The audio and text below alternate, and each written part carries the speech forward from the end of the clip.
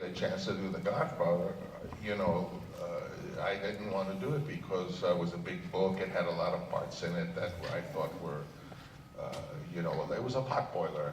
Although I later came to love very much the author, and he was a great person.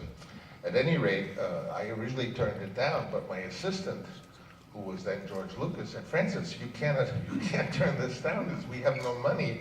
The sheriff is going to put chains on the front door of American Zoetrope because we haven't paid the bills. You have to do The Godfather." And I did. I also had 2 children and one on the way. I was about, I don't know, 20, 28 or something. And so I did The Godfather, and of course it totally changed my life, although it was a tough, very tough experience that I wouldn't want to go through again. So then when I did The Godfather, then they wanted another Godfather and I didn't want to do it, so I got to do to get them to do The Conversation, and then I ultimately did the second Godfather. So I was always using one career to try to make a more personal writing cinema career, which is similar to what a guy like Steven Soderbergh has done. He's very ably balanced his more personal films with occasionally doing a big production where he could, you know, make money for the studio and for himself, I'm sure. So it was a very happy marriage between art and commerce in a way. It wasn't happy, it was never happy.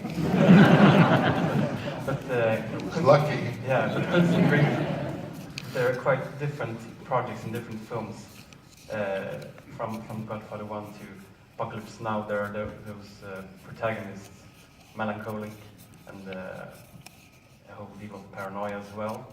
How much, I mean, even if you, the very entry into the film was personal sometimes, but other times an adaptation, how much did you draw from your own experience, from your own... Well, no matter what you do, you try to find something. I mean, there were times when I lost all my money and I was in bankruptcy. I share this with so many people.